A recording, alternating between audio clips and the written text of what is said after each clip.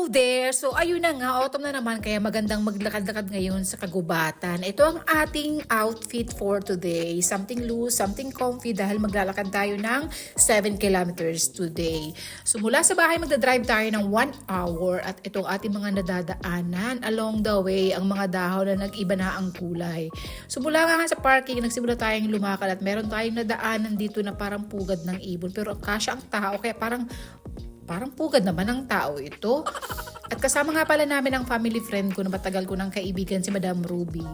Ayan, ang tawag pala sa route na to is Sahara. Kasi meron ka nga naman dadaanan na parang disyerto. Nakikita mo yung tori na yon? Iyan, aakyatin natin yan. At dahil gusto nating napapagod, tara, simulan na nating umakyat. At syempre hindi tayo killjoy kaya palaba ng ate mo, ayan sumayaw pa. At ito nga pala ang view mula sa taas. Hindi mo na makita ang city kung nasaan dahil puro nakakahuyan. Mula doon hanggang sa kaduluduluhan na yun ang pag-aari ng aking lolo. Charot. Meron din pala kami dito na daanan na tulay at merong kanal na hindi burak gaya ng sa Pilipinas. At yan, ako na naman yan, nagaganda-gandahan ang lola mo.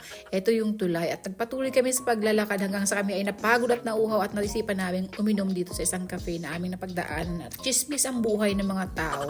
Aba ate, kung napatawa kita, sumunod ka naman sa akin. Yun lang.